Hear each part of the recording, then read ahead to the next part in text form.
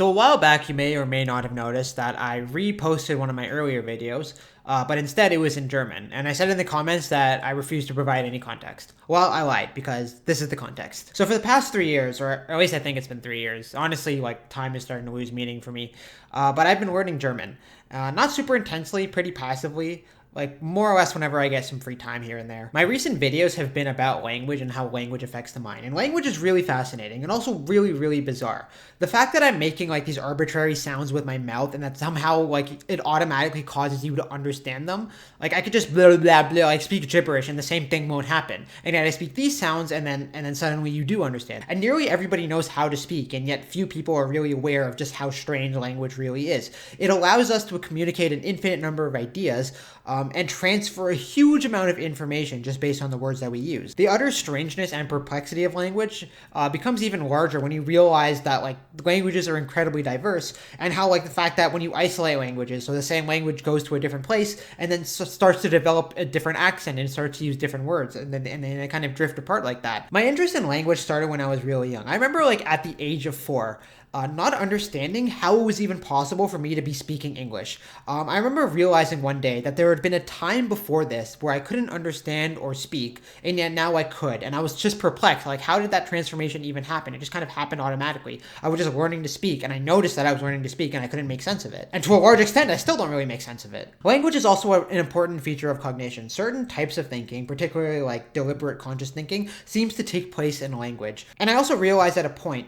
that if I knew more words, it potentially meant that I could think more, because I could use words to package certain concepts more firmly, and so it would be easier to think about those concepts and kind of manipulate them in my mind. I also found the Sapir-Whorf hypothesis very interesting, because the idea is that the specific language you speak influences the way you think. And there's good evidence for this. If you've seen my recent video, I'll put the link in the description, about how language influences your perception. Is it possible that learning a new language could change your mind and cause you to think differently? The reason I suspect yes is because a lot of my favorite thinkers, many of whom I discuss on this channel, and who have inspired me, come from German-speaking countries. Jung came from the German-speaking regions of Switzerland. Erich Neumann was born in Berlin. And of course, both Freud and Adler came from Austria. In fact, there are a huge number of philosophers, physicists, and mathematicians who spoke German. Kant, Hegel, Schopenhauer, Nietzsche, Martin Heidegger, just to name a few. All of whom I regard as utter geniuses and who could come up with ideas that were on another level. We can also add to this list Einstein, Werner Heisenberg, Wolfgang Pauli, Erwin Schrödinger, Kurt Gödel, Bernard Riemann, the list goes on and on. And I asked myself, why are there so many geniuses from German-speaking countries? And there could be a lot of reasons, But one idea that I found interesting was that the German language itself enables a degree of flexibility of thought, and it actually enables you to think in a more complex manner. And this is why Martin Heidegger insisted that German was the only language in which philosophy can be conducted.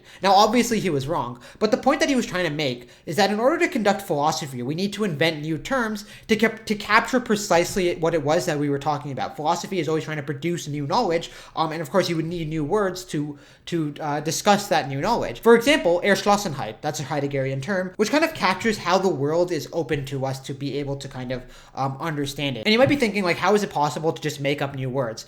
And actually the German language does kind of allow for the creation of new words whenever you need them. These are known as compound words, and you probably know a few. For example, Schadenfreude. There's no English equivalent to Schadenfreude. In fact, in English we use Schadenfreude, borrowing it directly from German. But because of this flexibility, there are a huge number of German words which capture the world with increasing specificity. Some of my favorites include Gedankenlaut werden, not exactly used in common parlance, but it describes the way that auditory hallucinations and schizophrenia seem to forecast a person's thoughts. Or Wertnehmung, which is the ability to sense values, because values aren't just things that we consciously perceive, we also have a feeling for value. We can sense values. It's kind of specific, but of course there's no English equivalent to that. Or Grenzbegriff, which Kant used a lot, which captures the idea that there may be concepts which kind of are beyond human comprehension. I can even make one right now. Zukunftsvorstellung, spontan Rekalibrierung, Verunsicherung, which I made to capture the feeling that you get when something unexpected occurs in your life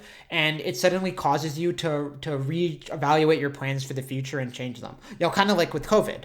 The funny thing is that even though this word is absurdly long, a German speaker would hear it and kind of get a sense for what it means, because the word itself is composed of smaller words. That's what I mean by compound terms, and of course the collection of that captures a new idea. The German language is extremely generative like this, and you can generate new ideas all the time, which is why German has so many specific words which capture, again, very specific things.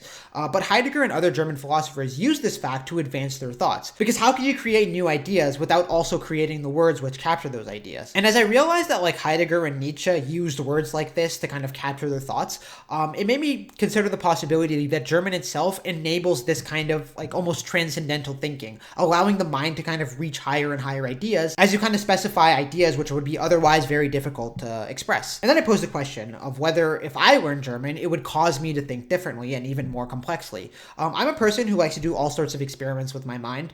For example, one day I decided to just use my left hand the entire day just to see how it would affect my mind. And it seemed like in order to actually test this, I wanted to learn German myself and see whether I could actually think in a more complicated manner. And that's the main reason I'm learning German. The other reason is that despite the fact that I'm inspired by so many German thinkers, I read all of their works in a translation. And I actually want to go back and read Jung and Nietzsche and particularly Erich Neumann in their original languages so I can see if there's any ideas that have been kind of left out due to the inability to translate it properly into English. And see like if the original text conveys more meaning or a different meaning, or perhaps allows me to think about the material differently. So to learn language, I started using my Duolingo, which was actually pretty helpful at first until it became extremely threatening. But as I become better at German, I've been looking for ways to improve my German more passively. And I'm very experimental. I like to try to find my own way to do these things and try a lot of different things out and see what works. Thanks to the internet, it's pretty easily to expose myself to German speakers, so that's good. I follow a few different German channels which kind of teach the grammar rules and all of that, as well as a channel called Easy German, which literally just talks to German people on the street and provides German and English subtitles, which is really useful. But beyond that sort of obvious stuff, I've also been watching and rewatching a lot of Netflix shows and movies, either with German dub or with German subtitles, or even both. And this is how I passively learn. And I've actually found it to be pretty useful. Sure, it's annoying when I don't hear Henry Cavill's voice when I'm watching The Witcher. Natürlich rede ich! Und was bist du? Ist deine Mutter eine Ziege? Ich bin ein Talk, der Silvan, ein seltenes und intelligentes Wesen. Du bist ein Sack.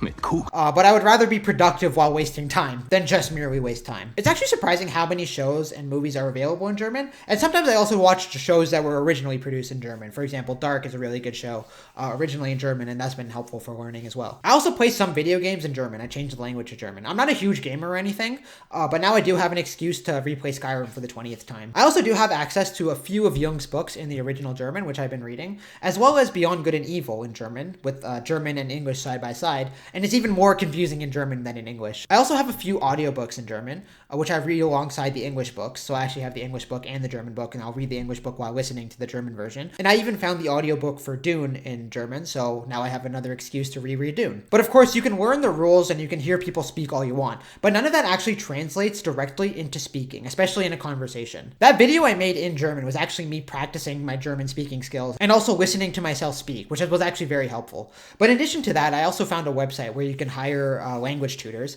and I found a tutor. Her name is Emily, and we have conversations in German together, and that's how I practice my speaking skills. I'll put a link to her page in the description if you're interested in learning from her, you know, all two of you who are learning German. But she's really nice and friendly, and speaking with her has kind of changed my approach to speaking. At first I was really nervous because I only knew so much German, so I felt like a fucking infant. But speaking with her has allowed me to kind of change my attitude. Like, I changed my attitude to more like a just go for it kind of attitude. Like, just try speaking, don't worry about making mistakes, and don't be so nervous about it. Just try to speak, and that's the only way you can get good at it. And learning German has showed me to an even greater extent just how miraculous languages actually are, and honestly how alien the idea of language is. I remember saying something in German, and in my mind it just sounded like gibberish because it was still foreign and I was still translating it. Like, it didn't occur to me that that word had that meaning. But it was so weird when she replied back as though I made sense. Like, just from my perspective, it was like I just said some gibberish and somebody understood that. It was so bizarre, and it really made me think about just how weird language is. And it was cool when I learned enough German that when I heard somebody speaking German in the background and I automatically understood what they meant,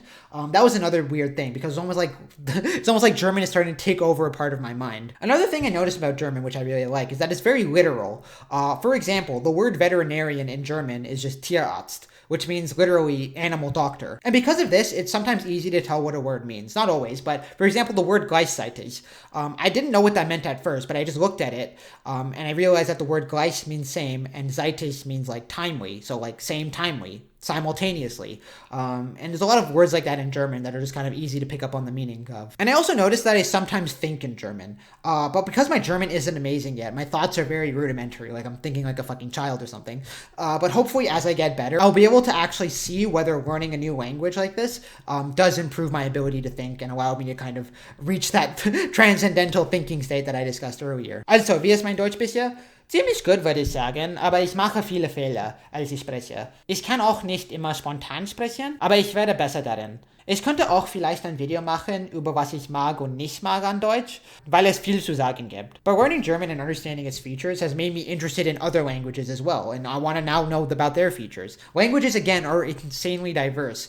Little else makes me think about how strange the universe is than language. German has this particular case system where every word in a sentence gets labeled differently depending on what role it plays in the sentence. And because of this, you can play around with the word order and mix things around, which you can't do in English as flexibly. But then I learned that Russian has an even more extensive case system, which allows you to do this even more. Now I want to learn Russian so that I can understand how to do that, because that itself seems to me like a different way of thinking. But given the fact that I've yet to master German yet, and that my German is still pretty shit, I think I'll just focus on that for now. Another thing that I want to say was that the fact that German itself actually derives from English. And so as I've been learning German, it kind of feels like I'm speaking this archaic version of English. Obviously, German is a modern language, but it kind of does have those, that old style of English speaking.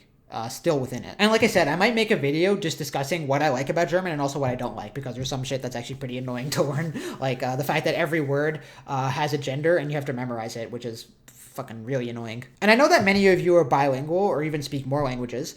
And so if there's a cool feature of your language or like a specific word that that's in your language that you don't see in other languages, please share with me in the comments, because I'd really love to know. But anyways, that's all I have to say about that. Have a good day and take care.